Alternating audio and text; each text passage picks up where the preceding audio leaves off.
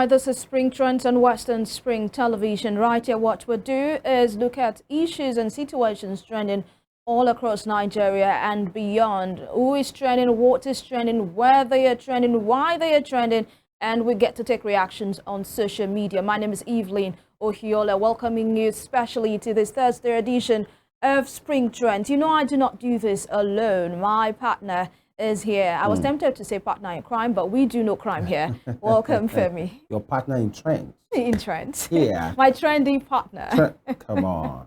That's more like it. Yeah, my trendy partner is here. How are you doing, Femi? Very well. We are holding on and we are alive. Yeah, I mean, that is very important for us to continue to hold on, putting our head above the water so we do not drown.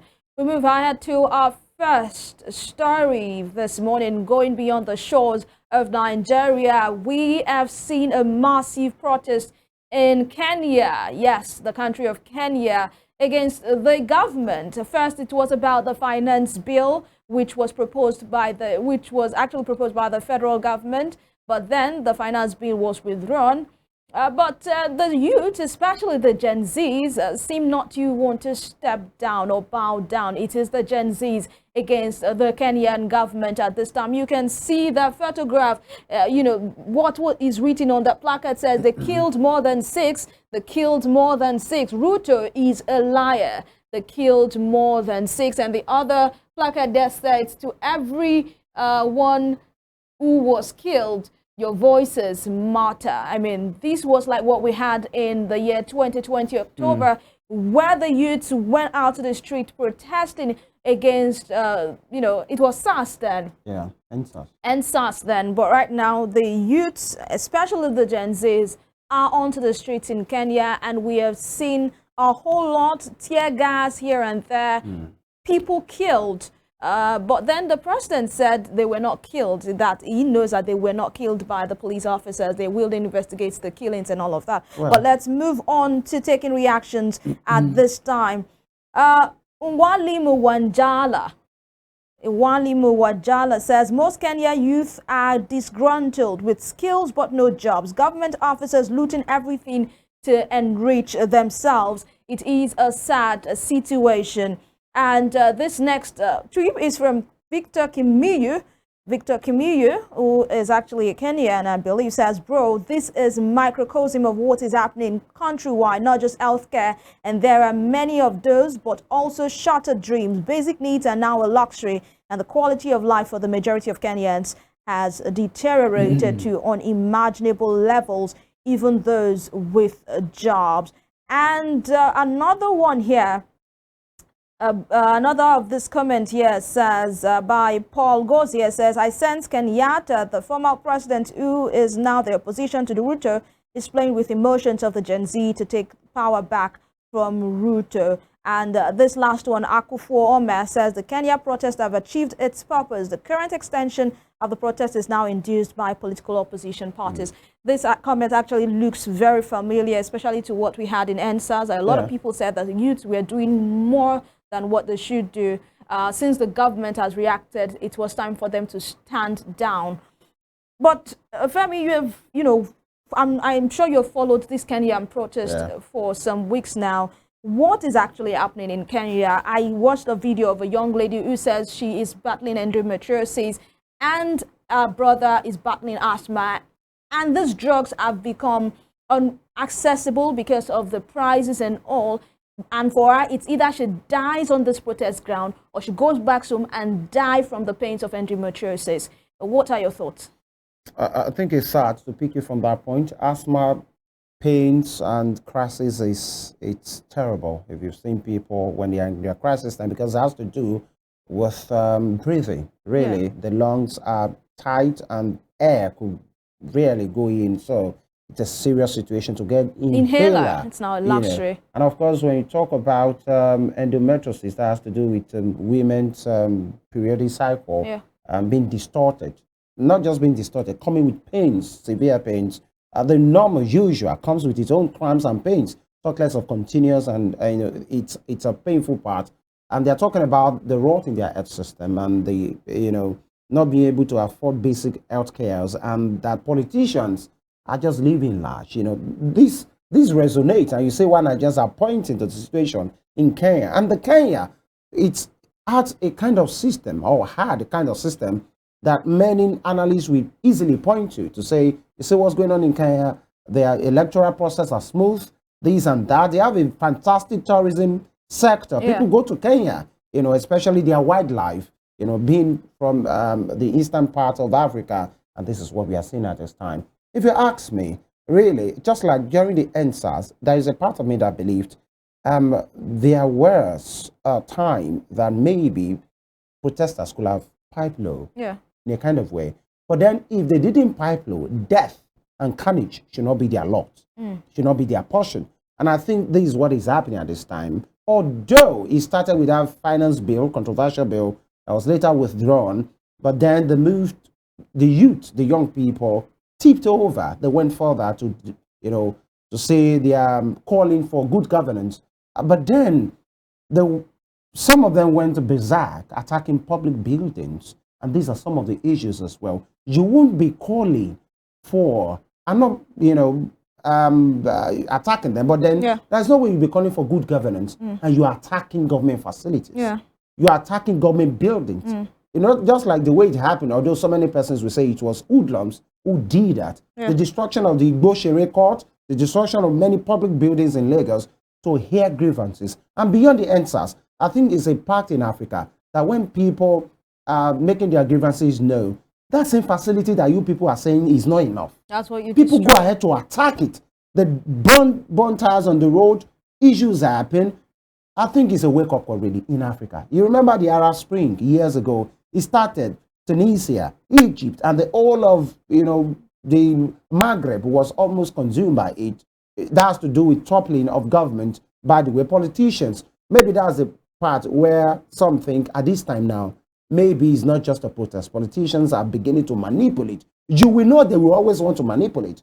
And they wanted to manipulate during EndSARS as well. You know how the organizers, how the arrowheads shut down politicians. They shut them out. We are not going to do this with you. And at the end of the day, it was hijacked and, you know, what happened. But I think there will always come to a time that when your protests have been done, when the messages are being passed, there is a part of you that should regroup, make those things official, and give timelines.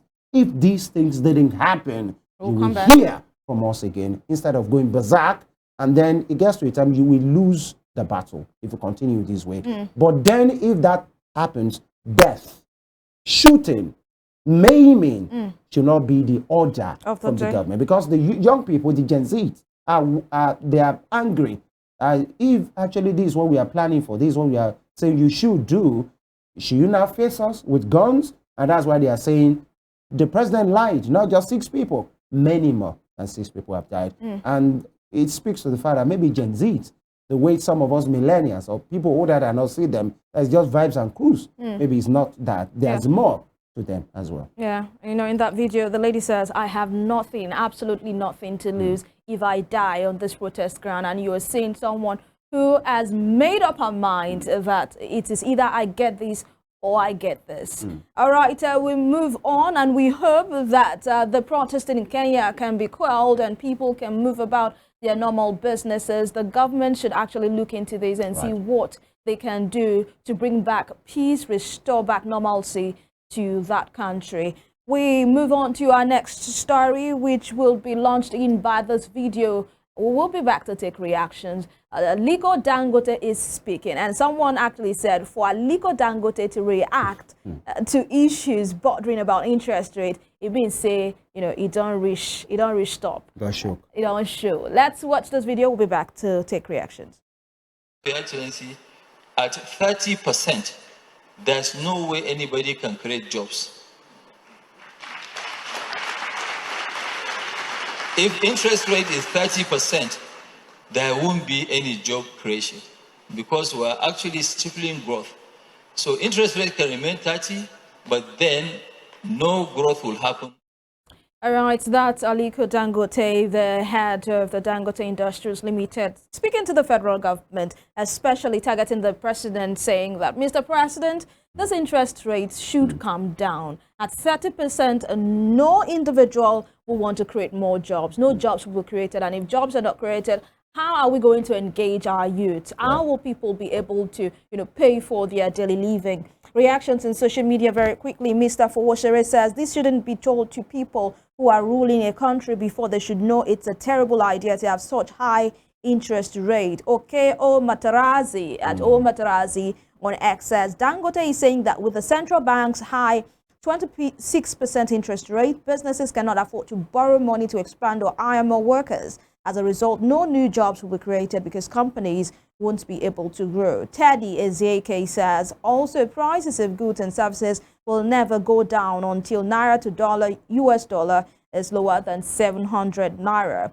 Oluwatobi Dient Ifeanyi, okay, says, oh, masaculate. I think he said that in Yoruba. That is, it will go round and everyone will speak with one voice. Even some of the cartels who are now choked will speak. Your thoughts very quickly, Femi. I think, just like you said, for Dangote to speak up, that means they don't choke, they choke him, And he has always said, I think in a recent interview, he said that had it been he envisaged and he got this kind of clear picture that he's getting now, he wouldn't have dabbled into oil and gas. I didn't know it was going to be this challenging for him, especially with things that are cropping up. But then Dangote is saying the obvious, really. 26%, 30%, especially for someone who wants to go to a business. How you want it to work? These are the issues. Now that the purchasing power of the consumers have dropped. So where do they get the money to buy? And if people are not buying, sales are not made. When sales are not made, you can't recoup your capital. Talking about, I mean, we need to talk about, making gains. Yeah. And these are the issues. So he's saying the obvious, although many persons have come for Dangote to say as well, is like you don't like competition. There are people that come to him to say, these are people's opinions, to say any business that has strong challenge, Dangote doesn't like it. And maybe some of these businesses are not really flourishing. We talked about his confectionaries, or what do you call it now? Spaghettis, pasta, noodles, pasta. Thank you for that English. You are the touche one, and some of those things, but those other ones that maybe little or no challenge, the cement, the sugar is prospering. Now that he wants to play big in the oil and gas, he's having challenges here and there, and that's why he's complaining. But then that's on one side. But the 26%, let's speak to the issue, is not sustainable. Nobody, if you go to bank to borrow 10 million naira, that means maybe it's a 2-year moratorium or something, you'll be expected to pay 26% or 30%, depending on whatever time is agreed, and then you service the loan. Yeah. Now you talk about the main loan you took. To repay back the loan. And then you talk about your business, payment of staff, advertisement, marketing, sales. Yeah. You really take shock. And these are the issues. And you see government handlers say they are doing this, they are doing that, we are happy businesses, you don't pay this one. These are the issues as well. It's obvious, but we are not serious.